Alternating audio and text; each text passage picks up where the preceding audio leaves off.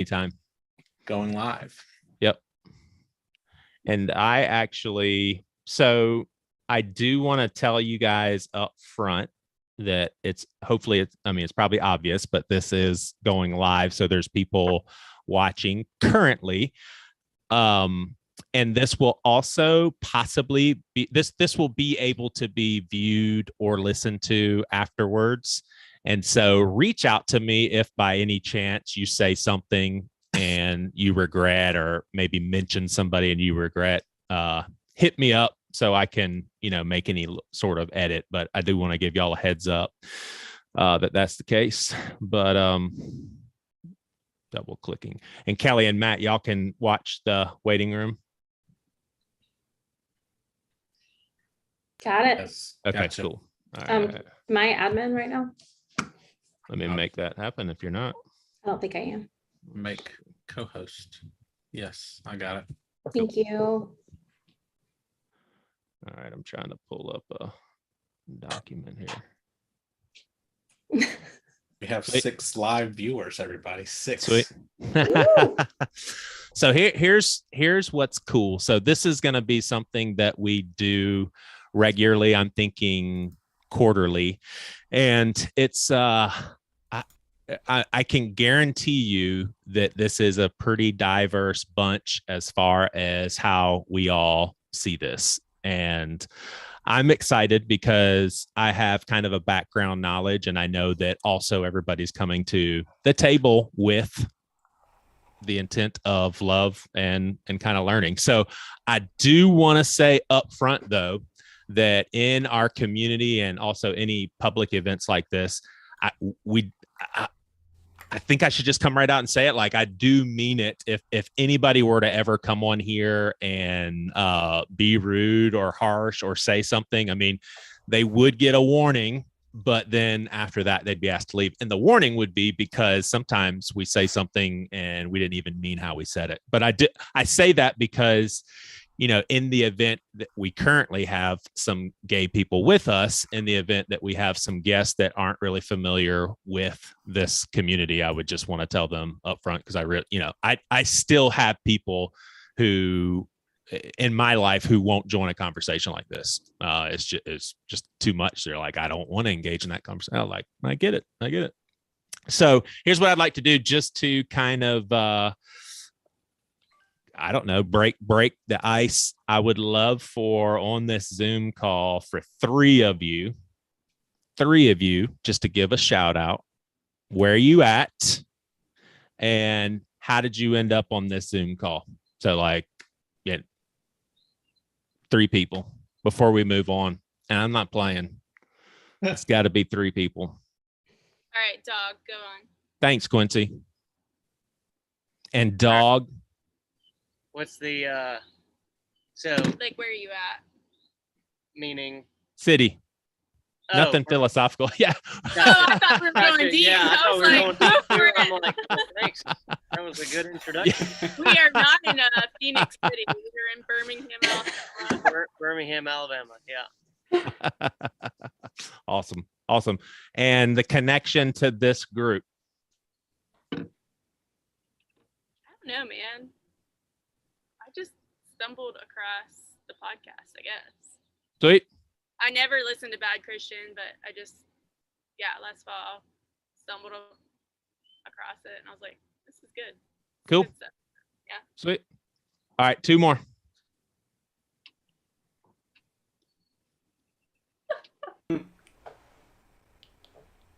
I'm Marco, and I am Marco. and Birthday I am boy. in the suburbs of Philly, and I got into this group through the podcast through Pastor with No Answers. Sweet. One more. Oh, there's my camera. I'll go. Go for it. I'm Andy. I'm in Charleston, and I go to Seacoast, the campus where Joey goes to. So. Yep. I like the stash, man. You're rocking it. Summer stash. For a split second, I did not know who you were for a split. I was, oh, that's Andy. And I can't see without my glasses anymore. So You sorry. look so European. Yes. Or like a plumber, maybe. No, my dad's a plumber. No. No Mario. Gotcha. All right, so I'm going to tell you guys up front about a question that's going to be coming down the pipeline here in a second, because it's one of those things you'll have to think about, and you are not required to answer it. But here on Zoom, I want you to be thinking about, and be honest. If you answer, be honest. How many gay people are you friends with? And you may not be friends with any gay people because you haven't met any, and that's okay. But I'm curious. And we are actually going to put that in the chat. But for right now, you can answer this right away. On a scale of 1 to 10, rate where you're at with anger when it comes to this discussion. 10 meaning that it just pisses you off and you almost can't even be here because it's so frustrating to even that a conversation is needed. And then 1 would be, I've kind of made peace with this. I get where we're at. And so put that in the chat. I'm curious. And as you start doing that, I will basically, before we start hitting up Hunter and Liz, and, all of us are going to be able to talk and hang out. I did think it would be a good idea for me to share a snapshot of my journey because it's so relevant to the questions that we're talking about today. And so I'll tell you a story, and it ends. It's like a really extreme ending, but basically, I was thinking how I want to show you guys my heart when it was unaffirming. And so I thought about when Priscilla and I, we were married for about 2 years. We were working in a restaurant at Iowa. We met a friend. His name was Jason Gage, obviously gay. And then we found out it was confirmed that he was gay. And basically, I found out he was a big Green Bay Packer fan. I'm obviously a big Green Bay Packer fan. Well, Priscilla and I went to a Packer game when we were in Iowa. I bring Jason back a keychain. It was a nice keychain. I wanted it, but I gave it to him. It's his present. You could tell the walls just fell down. Somehow he knew we were Christians, and he had built up walls. You could just tell. Well, the walls came down because he was like, oh, I guess these guys are cool with me. And we really became good friends with him. And if the only thing my little unaffirming self was troubled with is, I wish I could just hang out with this guy and not worry about his soul.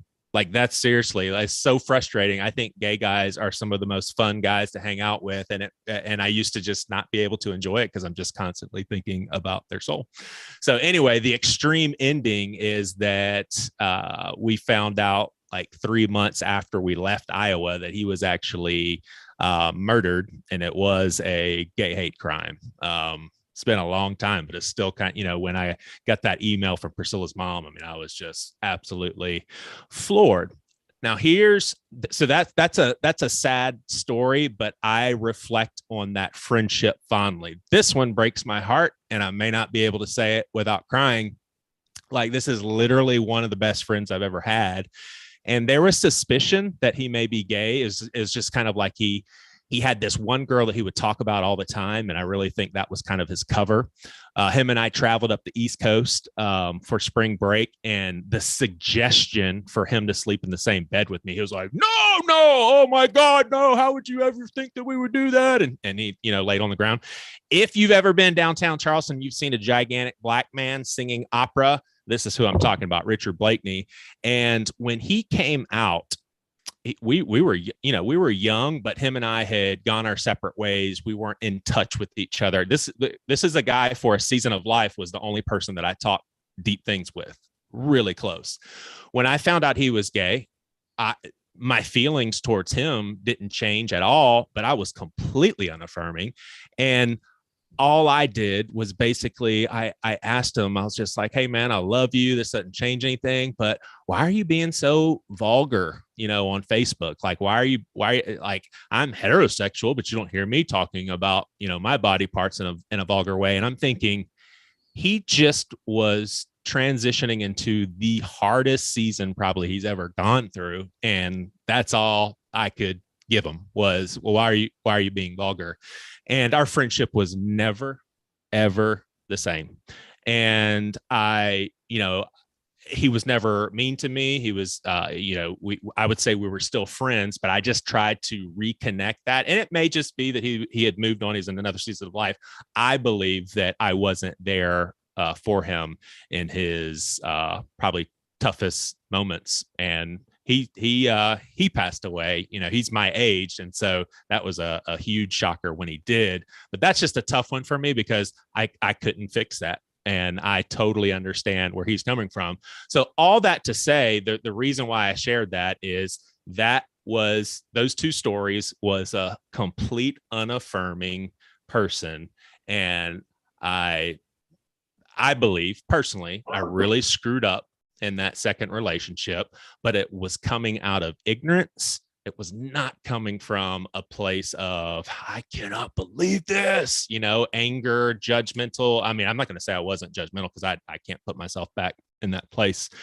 But that's why I think this conversation is so important, because I do believe there's a lot of people out here. So I think it's super interesting. I texted Hunter and Liz to basically tell them the questions that we're going to focus on. And I just think this is so great. I was telling Priscilla at dinner that basically I thought Hunter made a great suggestion. My opening question that I thought would be good to ask is, can you genuinely love a gay person and not be affirming?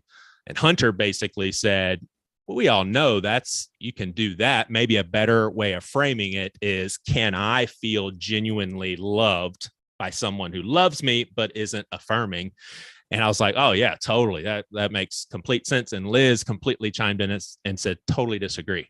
So if I'm not mistaken, Liz, you would say that Joey Svensson cannot truly love Liz Miller if I was not affirming to your marriage, correct? I don't know. I think it would be a superficial love. And I think that it's one of those situations that sometimes people like to say, I love you, but there's no but. I love you or I don't.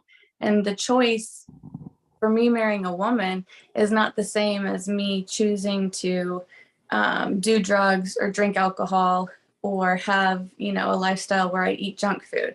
Those choices, you can love somebody despite those choices. The choice for me, who I love, that's not the same kind of choice.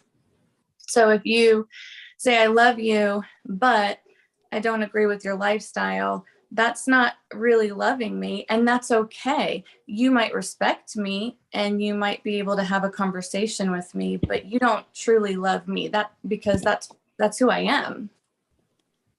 Gotcha. So basically you're saying you're not truly loving me as a person, because that's me as a person. Yeah, not genuinely. I think people love to say that, but if you think deep down, I would never say, I love you, Joey, but I don't like Priscilla. Like, that just wouldn't make sense. That's not me loving you. If I love you, then if you love Priscilla and that makes you happy and you have a wonderful life and a wonderful family, then I'm happy for you. Right. You being with her has no, there's no condition on that. Right. And the game changer for me, and then we'll send it off to Hunter to see what he thinks about it. The game changer for me, and Liz, you know this, you've heard it 100 times, is for some people, it boils down strictly to their beliefs, and beliefs that they wish weren't even true. Like, I wish that wasn't even in the Bible. It'd make it a lot more simple.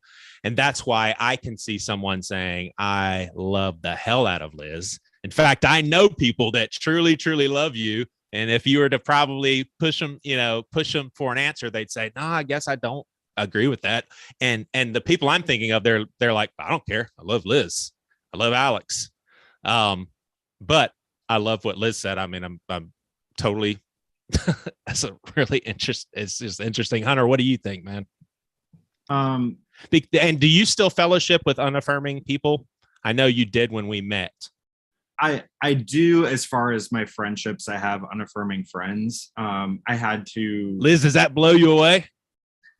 No, and I have unaffirming friends. Like, I have people that I know that probably don't agree with it, and I accept it for face value. I don't think they genuinely love me in the way that I feel like I deserve to be loved. However, I do not cut people out of my life just because they disagree. Yeah. Gotcha. All right. Sorry, Hunter. No, I think obviously I resonate with a lot of what she said because I'm engaged, and like if someone, it does feel like kind of an attack on my family that I'm building in some sense. But I do think just logically, I thought about this all day, this question. We had talked about it, thought about it all day. And I think I came to the conclusion that yes, you can truly love someone if you're unaffirming.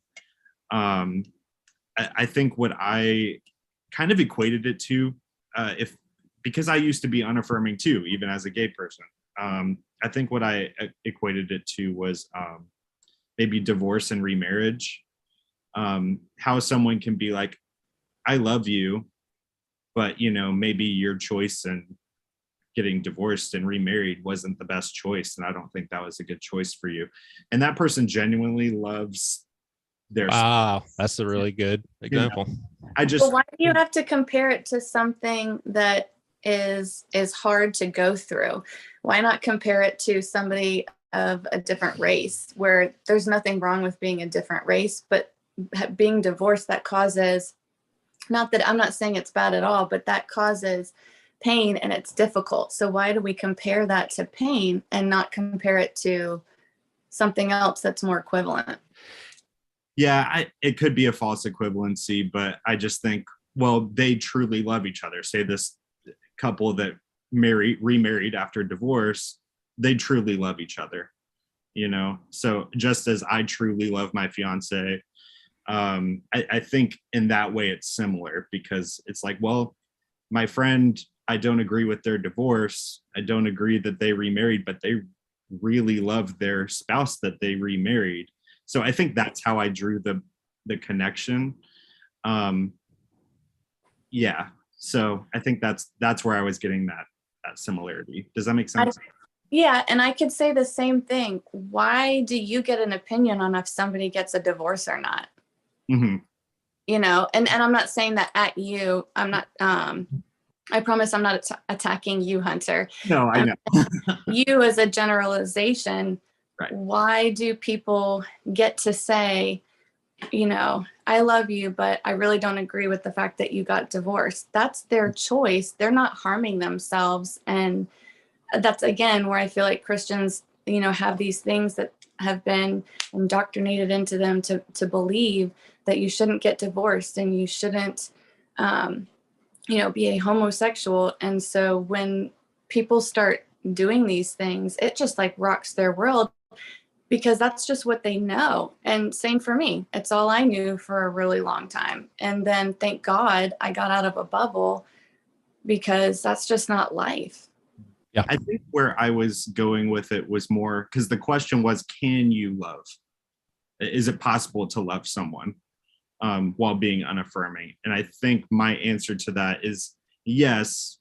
And obviously there's all these nuances to it, but I think you can ultimately.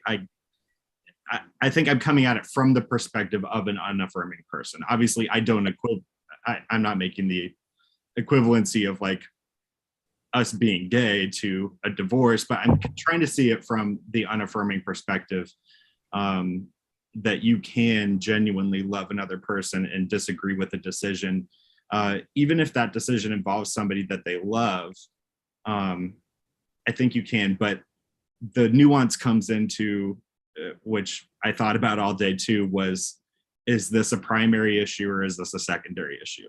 And we can get into that later, but well, what I think is so needed in this conversation, though, and Hunter, I think the reason why you made that example, and Priscilla gets so frustrated when I make those connections, and now I'm really sensitive to comparing being gay to something that we would all agree is a bad thing. But here's why I think we have to be very careful with it.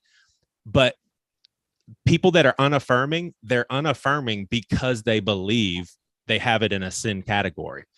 That's Right. just where they have it. And so I think when I say that, I'm trying to get them to a point of, look, if you think it's sin, that's fine, but let's open our eyes to all the sins that we're all imprisoned in, that we're all unaware of. You know, in America, it's probably wealth and having more than what we need, but let's just all go after God together.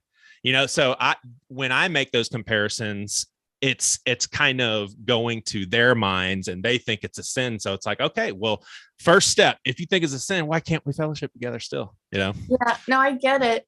But it's like a hamster wheel. So Yeah. it's like, when I totally understand what you're saying, they're putting it in a category that makes sense to them. And so that's them trying to rationalize it. And I 100% understand it. And I respect that, because at least their brain is thinking. I mean, we have to be people that are full of grace. Otherwise, we're going to cut everybody out of our lives and nobody's going to have these conversations.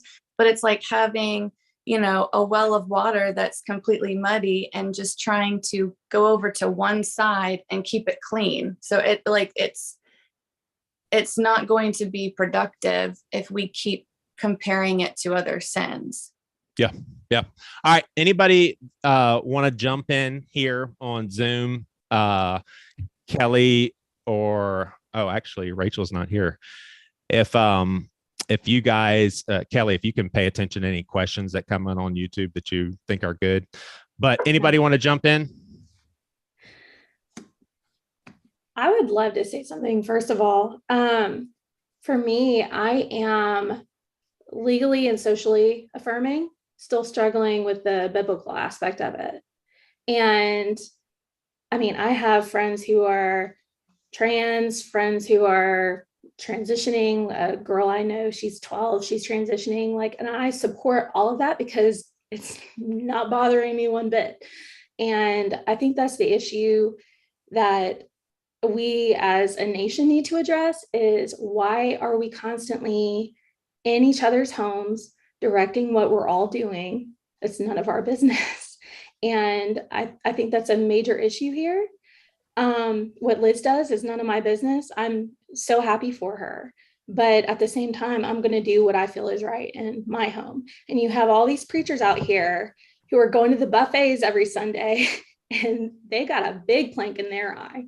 And they're sitting there looking at everybody else. And they make jokes about it. Yes. And that's their spiritual gift. My spiritual gift is eating, as they cannot even see their feet. But you know what I mean? It's outrageous, just the biggest planks in these people's eyes, and yet they're so focused on people's sex lives. Give it a rest. I don't understand it. Kelly, as someone who is wrestling with this, for lack of better words, would you feel that, so you don't know Liz that well, you know her a little bit, if you were in small group with her, would you be able to function as, this is my sister in Christ, Absolutely. we are Yes. seeking God together? Yeah. But Liz would not think that you love her, though. Because I'm not making fun of you, Liz. I promise. Anybody else? Thank you, Kelly.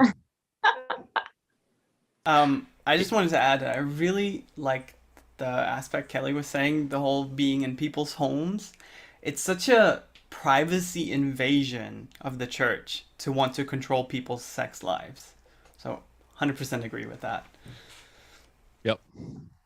It's been politicized so much. And it's not a political issue. Correct.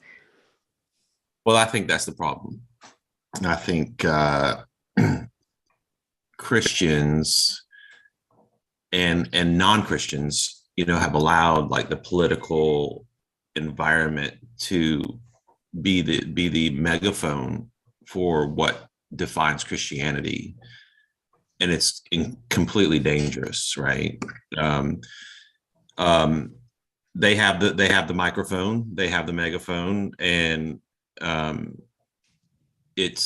there is in political theater, there it's black and white. You're either on this side or that side of the line. There's no gray, and I think Christianity, and Christians, are being told to stand on one side of the line or not, and it's incredibly guilt driven, and it's incredibly contemptuous. I think it's incredibly dangerous for all these reasons. I think that Joey has created this group, right?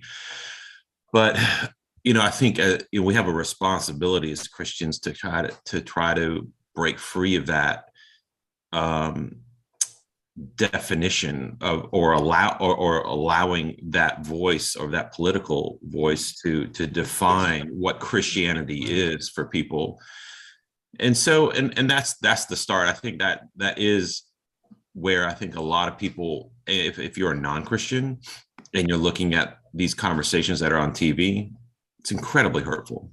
It's very tough. And then you go into church and you hear, maybe something similar, but the Christ message is completely opposite. So where does that searching, that heart that is searching for God, what are they supposed to think, right? And I remember as a kid growing up in the church, completely confused by the words that I would hear on TV versus the words I would hear in church. And we're being told both are correct. And that is incredibly hard. And it takes a discerning heart, a discerning person. And it really takes a mature person to really take the time to figure out, oh, this one's right or this one's wrong. And maybe it might be this one's right or this one's wrong for me. But, I think God doesn't want us to have that turmoil, that conflicted spirit. I would just, encourage everyone to disallow like that political talk. And I think it's incredibly important for you to turn it off, to turn it out, to tune it out. I mean, it's hard to say that, for people who are afflicted by those conversations, but that doesn't define Christianity for me. And it shouldn't define, we should not allow, as believers, should allow that to define what Christianity is or who Christ is. And I think that really is the heart of the matter, is like, who is Jesus? And, what does Jesus want? What does he call us to do? And so. Oh yeah. Awesome. All right. We're going to shift on over to the chat real quick. And I've got 3 questions. And if you're on YouTube, you can do this on the YouTube chat, but I just think it kind of gives us, a lot of people don't want to talk, but we can still get to know kind of where people are at through the chat. So the first question, it's yes or no. Again, if someone is not commenting, it doesn't mean one thing or another, but have you knowingly hurt someone in the LGBTQ community and it was basically based on your beliefs? Like yes or no, because of your beliefs, have you hurt someone in the LGBTQ community?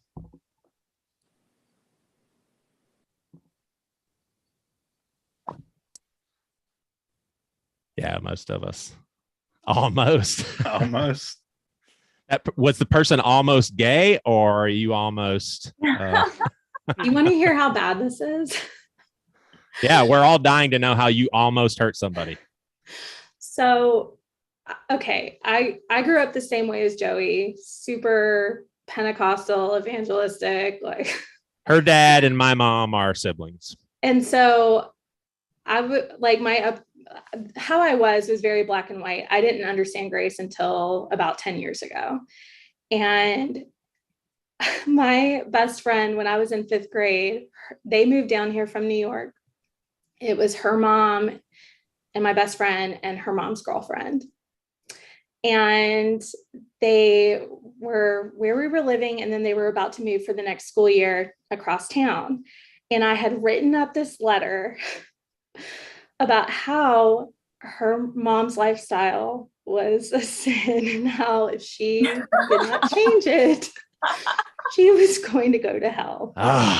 By the grace of God, I did not give it to her. We're still best friends to this day. And I actually live across the street from her mom. And I love it. Like, she's like my second mom. I'm so thankful that I never went through this. Now it makes sense.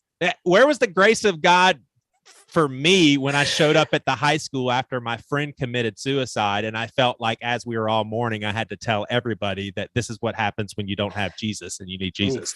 The grace wasn't there for me. Why not? Gosh, Joey. We're in the same damn family. He couldn't have helped me. There's Golly. more favor on this side, I guess. I don't know. All right, so let's give it a whirl in the chat. Type up how, and Ellen gives me, if y'all know Ellen, a friend of mine, she gives me shit all the time. I don't have black friends or gay friends. She doesn't know what she's talking about. I lost count in my head as I was thinking of gay people and black people. If you live in the South, unless you're like flamboyantly racist, you have black friends. It's just how it is in Charleston. But write down in the chat how many gay people you would consider yourself friends with. It would be easier for me to count the number of straight people. If you want to count the number of straight people, then do a negative. Yeah. Oh man. All right. And let's move on to the next question. And I think it's connected to what we just discussed. There's some Joey, let's we were language checked. Can we use queer?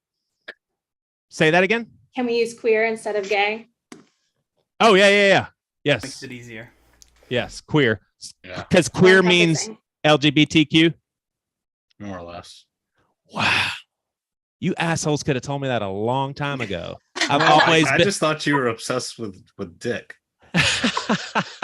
No, it's just like I'll say something stupid like gay, and everybody. I could have just been saying queer the whole time. Dadgummit. All right, so can someone actually? I think these are.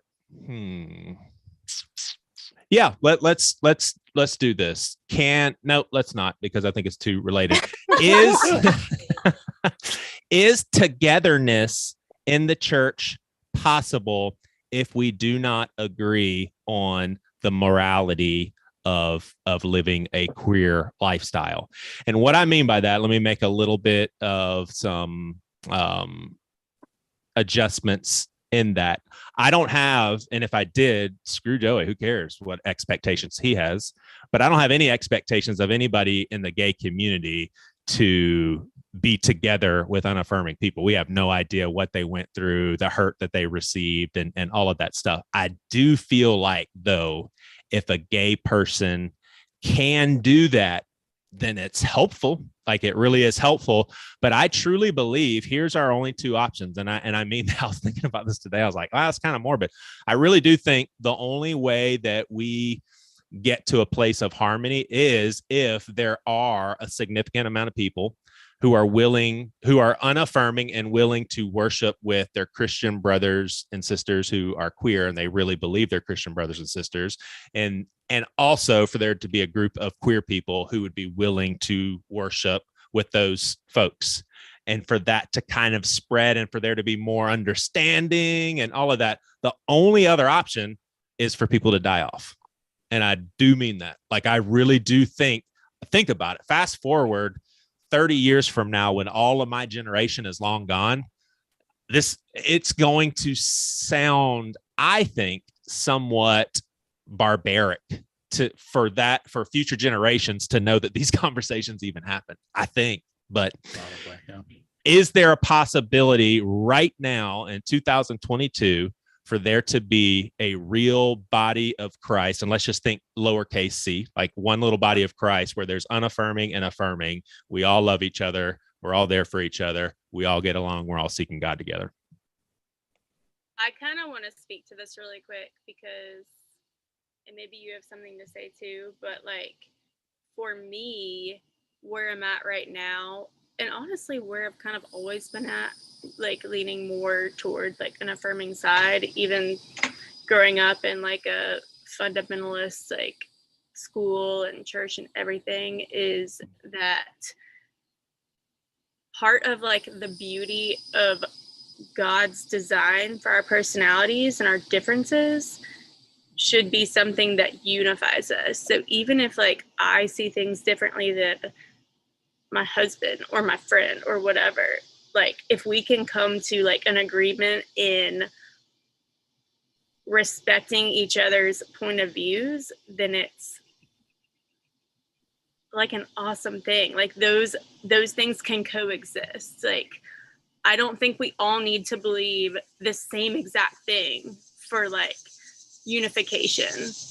And you know, the enemy or the world or whatever, it's like it can use those things to like diversify us, but actually like the fact that we all think differently and like have different points of views, if we can like do so in like a kind and loving and respectful way, like can unify us. And it hurts me to see people just like shun people or not accept them or respect them because they have a different point of view, when like if we can just hear them out, like that's what's going to unify us in the long run, you know?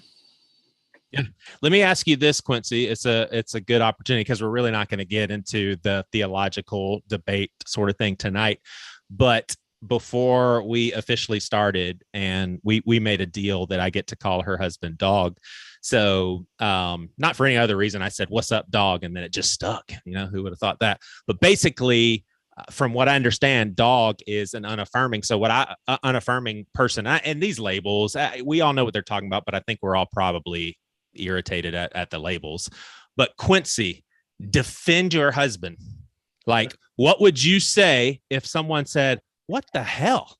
Are you serious, Quincy? You're married to someone that's not even affirming to my sexuality"? What would you say?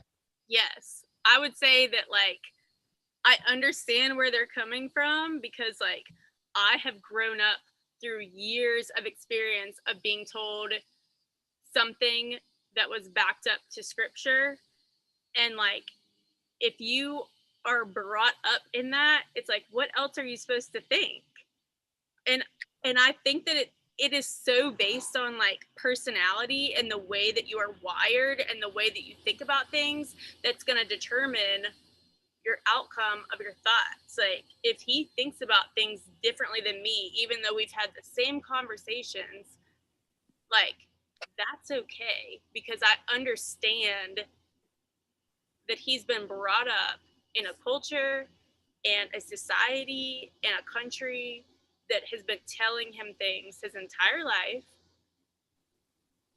And if that's like what he chooses to believe, then like, okay, like that's cool, that's fine. I'm not gonna like think differently or worse about him because of that, because like I said, I just think our differences and our thoughts can coexist, even if they're not related or if they aren't the same.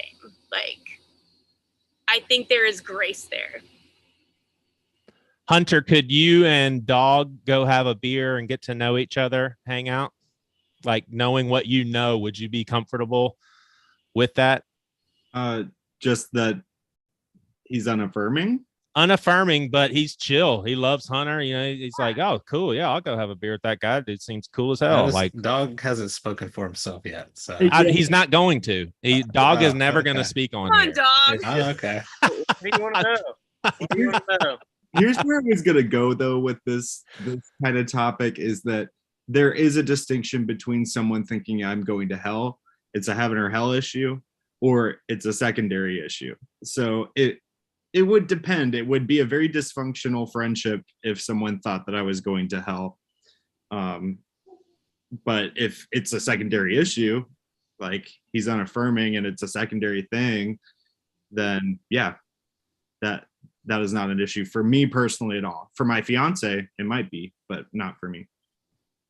All right, Dog. Why don't you speak on behalf of yourself, as suggested from Mr. Matt Oxley? And I'm just kidding. Of course, you were going to be able to talk, but speak for yourself here, Mr. Unaffirming, homophobic piece of shit bastard. And I'm just kidding. Just kidding. He said it. Hey, Quincy, he knows I'm kidding, right? Yeah. Okay. No, he has no idea. Yeah, you told me you hate me, so. No, I think Quincy made some fairly accurate comments. I don't know if I'd agree with everything she said, but I do believe a lot of it does have to do with background. My parents did grow up specifically my mom grew up with like a fire and brimstone preacher. So a lot of what I knew, Her dad. her dad, so was the preacher. And so a lot of the stuff that, I wasn't necessarily like taught that, but I think over time, I think just certain comments, honestly, not on this topic, but racism comments and things like that, definitely do, mess with you as you're growing up. But I will say that, I will say that I do. Quincy and I actually agreed, or not agreed, but it definitely had this conversation earlier. I asked the question, do you think love and gay unaffirming love are the same thing? Like, are they relative, and can you do both? I believe in some ways, yes, you can love and be gay unaffirming. That's just my personal opinion. I do love people. I do not think that anybody's personal choice affects me in any way. And so I believe deep down that I'm going to love you no matter what. And that doesn't affect me on our friendship or affect me on what I think of you at all. It's purely a belief thing. And honestly, Hunter, when you just said, is it a primary or secondary issue, it honestly got me thinking a lot. And just hearing everyone talking about this as a sin issue, it's interesting because I do agree with, I believe, like, if it is like a sin issue, it's just like any other sin, right? I mean, if we were to all agree on that topic alone, it could be all relative. If we say it is all a sin, and so we all are sinners, right? But that's just kind of my piece. I guess foundationally, I would just say that I do believe you can love and be gay unaffirming. I'm going to step in really quick because I'm not trying to argue, but I'm just trying to. Ooh, yeah, this is good. Everybody, let's listen. This is Let's awesome. just have like a marriage counseling session. No, we're not. We're just going to listen. Well, like the conversation we have a lot is that like I do not and have never thought that like it's a lifestyle choice, because for anyone on the call that is a straight person, not queer, like, that even as like if you were to go into like a coping mechanism, it's probably not going to be that, because that's not something that's very natural in you. Like, I don't think that if I was having a hard time, I would just go to like straight to like being gay. So I don't consider it a choice. And that's where I think it separates it from a lot of other sins, is that like, it's not something that, from what I know and from people that I've known that have, quote, struggled with it or like, or like whatever, that's like something that is just, no one grows up and they're like 6 years old and they're like, oh, I think I'm an alcoholic, or I think I'm addicted to porn. It's like, it just is in such a different category in my mind that it's hard for me to even consider like a lifestyle choice or even a choice at all in a lot of scenarios. I know there's different cases, but that's just where I'm at. Yeah, for sure. Yeah, even if it, I don't believe it's a sin. Even if it was, we got to acknowledge, man, this is some different territory. Like, this isn't a category of itself. It feels like, Matt, I wanted to ask you. You've been in our community as not only queer, but also as a former Christian. Have you felt loved by people in the group? And probably some that are, we have unaffirming people in the Bear With community. I'm pretty sure at least 2 or 3. Yeah, have you felt loved, Matt? For the most part, yeah. I feel heavily accepted, or at the very least tolerated. You're like, I'm not accepted maybe for other things, but we're clear on those 2. Liz, what are you thinking? And because I'm thinking the answer to that question for me would be, yeah, of course we can. That's what we're doing right now. Like, that's like, we're fellowshipping right now. You could make a case for this being church right now. We're talking about a very important thing, and we all not all of us, but a lot of us are kind of doing this to, we want to honor God in our thoughts. So we're trying to figure it out. Liz, do you have any like knee-jerk reactions to anything that has been said, or your thoughts on figuring this out together? Well, I appreciated the first little monologue that Quincy, is that your name? Did I get that right? Okay. I appreciated the comments that you made. The only thing I would say is the difference is when my rights are in question. Absolutely, we can all have different opinions. And I think what you said was great, because that's what makes the world go round. If everybody was carbon copies of one person, then that would be a very strange world. I think all of our different opinions and feelings make the world great. However, when we have an opposing opinion that affects somebody's rights to get married or to have equal opportunity when they're applying for a job, that's when it is a little bit of a different conversation to have. And then my other thought that just kept coming through my brain is Jesus is all about love. And for some reason, humans love to focus on the sin. We focus on, is this sin like that sin? And is this sin like that sin? Why can't we just focus on the loving? And I'm pretty sure that would be a much more positive outcome than us pointing out all the negative. I'm a teacher. When I'm teaching in my class, if I'm constantly pointing out what every kid is doing that's negative, I'm not going to have a class that is learning and growing and evolving. But if I'm saying, hey, I really like how you do this, or I love that you do this, then I'm going to get a different outcome. And so my, I guess like frustration comes in when everybody talks about Jesus and love, but we don't focus on that. Well, why don't we do something that actually looks like that? As parents, we're supposed to be bringing out all of the good things that they're doing, cheering them on to point them toward those things that they're doing that are good. If God is our Father, he's going to be cheering us on toward that. So why aren't we doing that to our fellow Christians?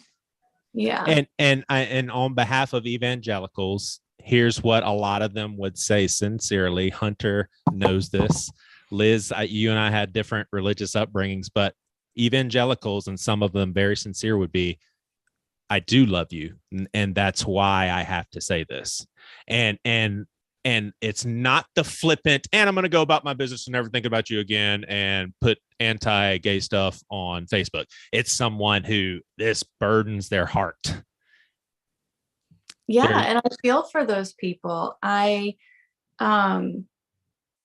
My heart goes out to those people, not because they think differently than me, but more importantly, they don't know that there's another option. You have grown up in this upbringing that has told you, it's like the game of, I was talking to my wife about this right before the podcast. It's like the game of telephone. Way back when the Bible was written, the Bible was written by a man. And so you have him telling this story and then him telling this story, and it's how they're interpreted. And then it goes all the way down the line to all the different types of religions you have. And everybody thinks that their God and their religion is the right one. And I understand that urge and that that feeling of, I have to let them know this because I love them. I get that, because that's all they know. And I feel like it's just great to have these conversations, because you don't realize that you can still have God in your life and Jesus in your life, but not necessarily subscribe to religion. And they just don't know that. And it's not trying to take them away from their faith or their beliefs. It's just trying to open their mind to, you have been told the same thing that was interpreted by another man over centuries. Yeah, for sure. And I did, before Matt says something, I did want to say to Quincy, you said that people don't choose unless you're bisexual. Liz chose a woman and she had both choices. So you're wrong with the bisexuals. And I'm My bad. very disappointed in your lack of wokeness on that one, Quincy. Wow. Youngster. I'll just leave the group. Don't you dare leave I the refuse group. to choose. Don't you dare leave. All right, Matt, you so politely have your hand up. Oh my gosh. Can we raise our hands? I How do like we do that? organization. Hey, real quick, we're gonna wrap this thing soon, but please don't feel like you're being rude if you're on the Zoom call and you have to bounce. All right. So I've got a couple questions from the YouTube chat I'm going to get to in just a second, but I wanted to say that I think I have a lot of grace for people that aren't affirming of me and the people that I love, because I think that they are victims of a smear campaign that's been going on for over 100 years. And had that not happened, had we not been taught for so long that this was so dangerous, so bad, so evil, and so deadly, that it was going to result in our damnation, I can only imagine that we would be in a much better position with this topic. I don't think that this was an issue until more recent history for people. It's just that we got too involved in determining what's okay for other people, and instead of sitting with our own sin. One question that was asked in the YouTube chat by the River Rhine: if you view being queer as a sin, why do you believe that means they are going to hell? Biblically, there are sins that are not damning. So I guess he's asking, why does that seem to be such a sticking point for people? And if there's anybody that can answer that. I actually don't want to spend a whole lot of time on that one. And I think the simple answer to that one, for me, I can speak from my perspective, is and it's horrible, but back then I just assumed, well, if they're okay with being gay, then they probably don't know God, because the Holy Spirit would reveal that to them. So my heart goes out to them because they're obviously not a Christian, and that's horrible. But I think that's how the line of thinking happens. Is there anybody else that was kind of brought up like me who would agree with that? I think it's just the fact that they're living a lifestyle and an unrepentant sin. I think would be the official way to view it, is unrepentant sin. Yeah. I want to say really quickly too, like when I say we have one friend that's like truly says like he struggles with homosexuality, like I wish he would like get on a call like this, but he probably won't, because he's like kind of in the public eye, but like he is married with 2 kids and is choosing every day to just like deny himself of that, because he thinks it's like his cross to bear of like not living out that lifestyle. Yeah, that's torture. Yes. And I've had very in-depth conversations with him, and I don't really know how he's doing that, but like that is something. You can only keep that up for so long. Wait 10 years, 15 years. Yeah. I mean, coming from someone that has, I don't know. I don't understand that point of view, and I'm not even queer. Like I can't understand how he's just okay with like fighting that battle every day. And apparently he is, because he's like pretty like outspoken about it. What can you say? Mm-hmm. Yeah. He's scared. I mean, gosh, I can only imagine how scared he was when he first started realizing those feelings, and how that drove every decision he made. And I think that's awesome that he tried really hard. I commend him for that. And I'm sure that he does love his wife, and I have no doubt that he loves his family and his children. But I can only imagine how scared he really is, and why he made those choices. And he might not even regret those choices. They might not ever have, a divorce or anything like that. But to imagine how scared he was to go through with all of that just makes me so sad for him. Yeah. Same. Hunter with your hand up. What's up? So Matt, you're such a good example. Thank you. as our resident moderate, for lack of a better word, I feel like there's not a lot of unaffirming voices being shared right now. So I feel obligated to step in and say a little bit. It's not even from my perspective as somebody who's fully affirming, engaged, it's not a bad thing for a Christian to be concerned about sexual morality. It's not a bad thing. Like, I've heard a lot of people say, like, I don't know why people care about what other people are doing. It's okay to care. Evangelicalism, it has a lot of problems. I don't think we need to throw the baby out with the bathwater. That's my thing as the resident sort of moderate, is that I do think that sexual morality is important and should be thought about. And it's okay to have restrictions on it. I think it's good. Church history has proven that. I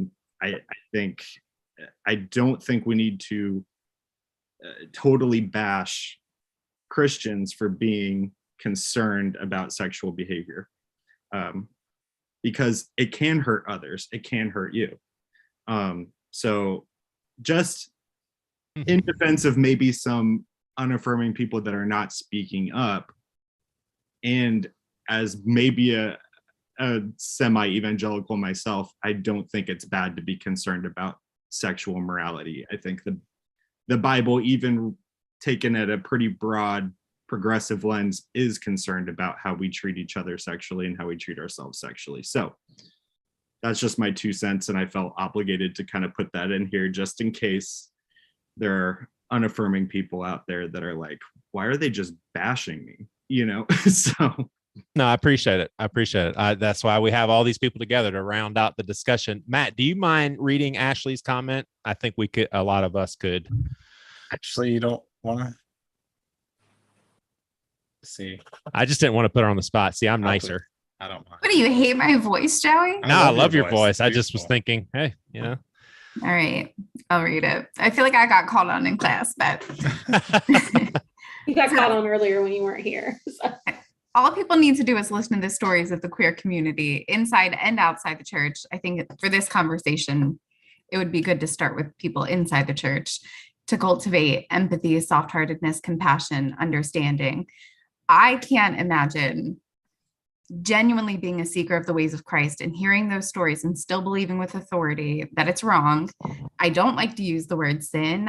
To Liz's point, I think we focus way too much on what we shouldn't do versus what we should be doing. And I think one of the things we should be doing is listening to stories of other people so we can gain perspective, because I think that's what Christ would do.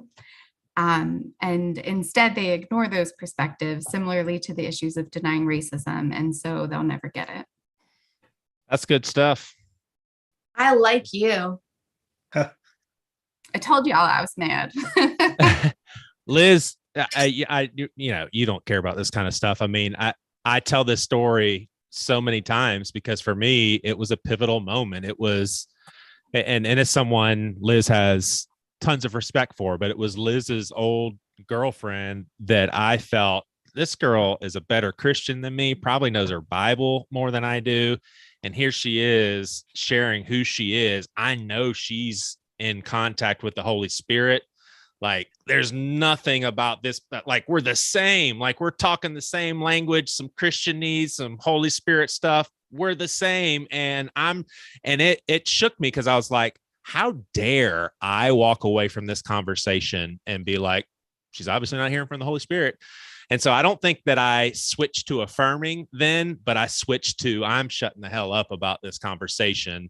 And I'm not going to say anything towards gay people because I just talked to a friend of mine who I know has the Holy Spirit. And as far as I'm concerned, okay, then I'm listening, I'm listening. I'm wanting to learn.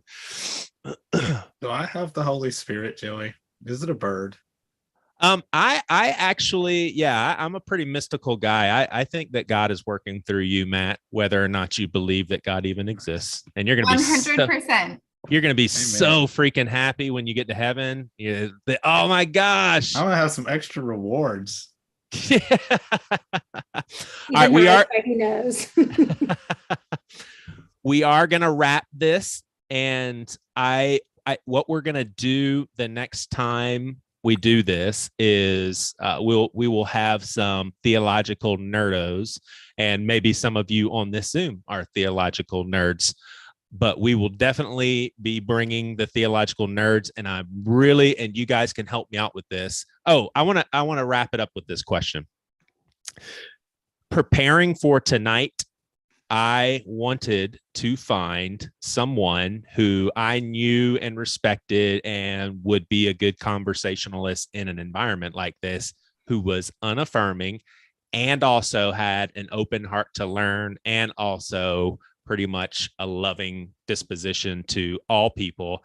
And I there's other reasons for striking out, but not one. And some of them responded from I just can't put myself out there. It's just ruthless. Like, yeah, I'd get the hell beaten out of me. And part of me wants to say, it's a good thing that we're not putting up with hate and bigotry and homophobia, but is it a good thing that someone like that is afraid to participate in the conversation? And I would love to hear what anybody who wants to chime in. Is it a good thing that it is really hard to find someone who would go on the record, speak in front of other people, and say, I'm unaffirming? Is that good or bad? It's a bad thing. I'll just go out and say it. It's not a good thing. If they want to come on, I will most likely be the most friendly, affirming person towards them. So just to put that out there, if any of them want to come on. I mean, yeah, I don't think it's a good thing either. Whether you're affirming or unaffirming, we need to be able to have conversations where we can give other people a little bit of perspective while being polite and respectful to each other. And I think that just like some queer people would be petrified to speak amongst a bunch of Christians who are unaffirming, that's not okay. But then it's also not okay on the flip side for somebody that's unaffirming to feel uncomfortable to talk to a bunch of queer people. I think if, we can't be one-sided with that. And that would make me sad if somebody was, scared to do that. Word up. All right, guys, we'll end it here. A pastor, a Jewish woman, and a gay guy walk into, I'm just kidding. I don't have. Oh man, some of y'all are like, what in the hell's about to happen? All right, cool. Well, Matt, why don't you kill the live feed? And if anybody wants to shoot the shit for a little while, I'm probably going to hang out for another 15 minutes and then try to hang out with the daughters. But feel free. Hit my live feed. Thank you for joining, and hit the little bell so you get a notification. Hey, well, and let me say one more. Subscribe. Yeah, and let me say one more thing, because I literally am leaving this at the very end where some of you have probably bounced, and that's good because I don't want this to come across pitchy. But we're going to be doing things like this pretty regularly, but not all of them are going to be for the public. This is more of like a town hall feel. A lot of it will be just people in the community. And so on the YouTube comment section, Kelly's just going to post the Bear With website if you don't know about the community. And then if you want updates, she'll put a way out there for you to get little updates and that sort of thing. Love having you as our guest. From my family to yours, thank y'all for being here, and reach out if you do have any questions about the community. Kelly, you have a angsty face. What's up? I need Matt to do it. I've got it. What? I've already got it. I have to create a login, and I don't have enough time to do that. So I'll text Matt what to say. I've already got it. Yeah, that's good. Sorry, Joey. Oh, all good.